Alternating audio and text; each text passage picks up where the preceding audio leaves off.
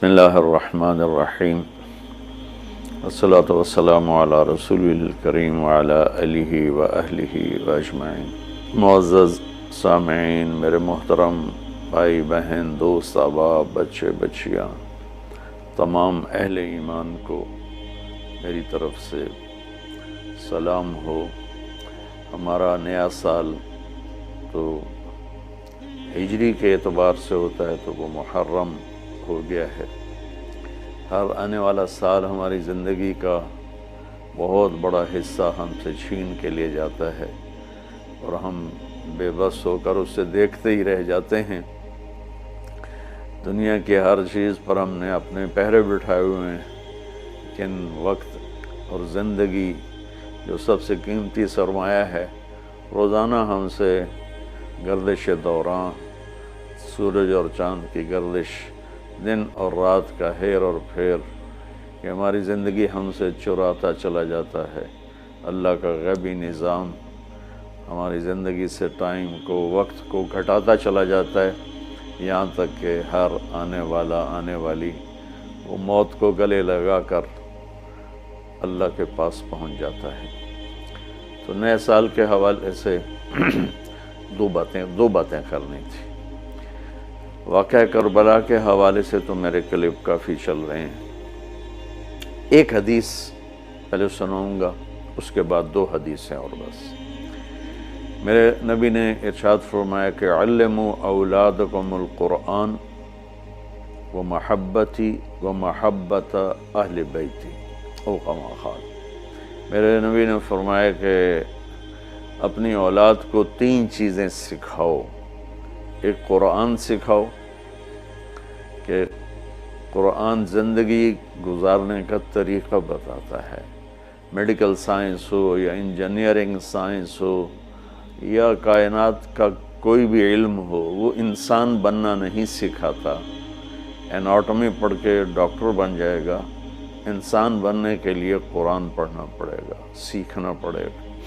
تاجر، سیاستدان، زمیندار، بادشاہ، بیگم، ملکہ، رانی، فقیرن فقیر، امیرن امیر، سب اس چیز کے محتاج ہیں کہ زندگی کیسے گزارنی ہے، اچھی زندگی جس پر اللہ بھی راضی ہو اور ہم بھی سکون سے رہیں، وہ قرآن ہے۔ کہ قرآن ان ھذا القرآن یہدی للتی ہی اقوم، یہ دعویٰ صرف قرآن کا ہے۔ میرا اللہ فرماتا ہے کہ صرف قرآن ہی ہے جو تمہیں صحیح زندگی گزارنے کا طریقہ بتاتا ہے۔ ہمارے گھروں کی زندگی انتشار کا شکار ہے۔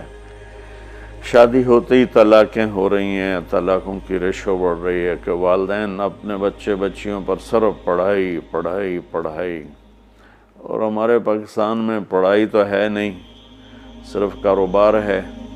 تو بچے بچیوں کو پتہ ہی نہیں ہوتا جب شادی ہوتی ہے کہ زندگی کیسے گزارنی ہے۔ ایسے والدین کو بھی نہیں پتہ ہوتا کہ ہم نے اپنی اولاد کو کس بنیاد پہ کھڑا کرنا ہے۔ تو قرآن وہ زندگی بتاتا ہے جس پر چل کر ہر بڑا چھوٹا، بڑی چھوٹی خوشگوار زندگی گزار سکتے ہیں۔ تو آپ نے فرمایا کہ اپنی اولاد کو قرآن سکھاؤ۔ دوسرا فرمایا وہ محبت، اور میری محبت سکھاؤ، کہ آپ نے فرمایا لن یؤمن احدکم حتی اکون احب الیہ من الناس وولدہ ووالدہ اجمعین۔ آپ نے فرمایا کہ اگر تم چاہتے ہو کہ تمہارا ایمان مکمل ہو تو میری محبت اپنی ذات سے، اپنے والدین سے، اپنی اولاد سے اور پوری دنیا کے انسانوں سے مجھے سب سے زیادہ پیار دو گے تو تمہارا ایمان مکمل ہوگا۔ تو اللہ کے نبی کی محبت کے بغیر ایمان کامل ہو نہیں سکتا۔ اب محبت کا کیا پیمانہ ہے، کیا معیار ہے؟ ایک ہم نے بنائے ہوئے ہیں، مختلف معیار بنائے ہوئے ہیں عشق رسول کے، محبت رسول کے، لیکن میں وہ معیار بتاؤں گا جو نہ میرا بتایا ہوا نہ کسی اور کا، وہ میرے نبی کا بتایا ہوا ہے کہ اللہ کے رسول سے پیار کرنے والے ہوتے کون ہیں۔ تو آپ وضو فرما رہے تھے، صحابہ آپ کے وضو کا پانی نیچے سے یوں بک بھر بھر کے کوئی پی رہا ہے، کوئی منہ تے لا رہا ہے، کوئی ہتھاں تے، کوئی سینے تے۔ تو آپ نے پوچھا ما یحملکم علی ھذا، بھئی یہ کیا کر رہے ہو، کیوں کر رہے ہو؟ کہ حبا للہ ولرسولہ۔ تو صحابہ نے عرض کی یا رسول اللہ آپ اور آپ کے رب کی محبت میں کر رہے ہیں۔ سبحان اللہ۔ تو ہم نے فرمایا کہ میں تمہیں بتاتا ہوں کہ مجھ سے محبت کرنے والا اور اللہ سے محبت کرنے والا کون ہے۔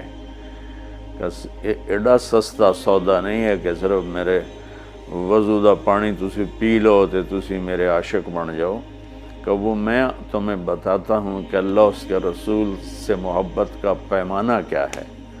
وہ پیمانہ ہے کہ اگر تم اس پر پورے اتر گئے تو دو طرفہ کام ہو جائے گا، تم اللہ رسول سے پیار کرو گے، اللہ رسول تم سے پیار کریں گے۔ تو ہم نے فرمایا فَلْيَصْدُقِ الْحَدِيثَ إِذَا حَدَّثَ، جو مجھ سے اور میرے رب سے پیار کرتا ہے اس کی پہلی نشانی یہ ہے کہ وہ ہمیشہ سچ بولتا ہے، کبھی جھوٹ نہیں بولتا۔ اس پیمانے پہ پاکستان کے 22 کروڑ انسانوں کو تولو تو چند ہزار ہی نکلیں گے، ورنہ میرے ملک پہ جھوٹ کی لعنت چھائی ہوئی ہے۔ فَلْيُؤَدِّ الْأَمَانَةَ إِذَا تُؤْمِنَ، جو مجھ سے اور میرے اللہ سے پیار کرتا ہے وہ کبھی کسی کو دھوکہ نہیں دیتا، ہمیشہ دیانتداری سے کام کرتا ہے، دیانتداری سے ہر ڈیل کرتا ہے۔ اس پر تولیں تو پورے پاکستان کے بازار، تجارت، سیاست، ذمہ دارہ، لین دین دھوکہ ہی دھوکہ ہے، فراڈ ہی فراڈ ہے۔ اس میں بھی چند سو ہی نکلیں گے جن کو اللہ رسول کے محبت کی گارنٹی ملے گی۔ تیسرا فرمایا فَلْيُحْسِنْ جِوَارَ مَنْ جَاوَرَهُ، جو اللہ اس کے رسول سے پیار کرتا ہے وہ ہمیشہ پڑوسیوں کے ساتھ اچھا سلوک کرتا ہے، چاہے وہ مسلم ہوں، نان مسلم ہوں، چاہے وہ اپنے ہوں، غیر ہوں، اچھے لگتے ہوں، برے لگتے ہوں، وہ ہمیں برا سمجھتے ہوں، لیکن اللہ اس کے رسول سے پیار کرنے والے کی تیسری نشانی یہ ہے کہ وہ اپنے پڑوسیوں کے ساتھ اچھا سلوک کرتا ہے۔ یک طرفہ وہ تا کر دے نہیں، اسی کیوں کریے، انہوں نے سانو کدی سلام نہیں کیتا، اسی کیوں سلام کریے، وہ سانو کدی پچھڑ نہیں آئے، اسی کیوں پچھڑ جاویے۔ یہ عشق رسول کے دعوے دار تو ہو سکتے ہیں، اللہ کی بارگاہ میں ان کی کوئی گارنٹی نہیں ہے، یہ خارج ہیں۔ یہ بھی ہمارا سارا معاشرہ میں دیکھتا ہوں تو انتقامی معاشرہ ہے۔ ہمارے علاقے کی مثال ہے جی، قدمہ دے قدم ہون دن، کیا مطلب کہ جو ہمیں پوچھنے آئے گا ہم بھی پوچھنے جائیں گے، جو ہمیں سلام کرے گا ہم بھی سلام کریں گے، جو نہیں کرے گا تو ایسا کیوں کریے۔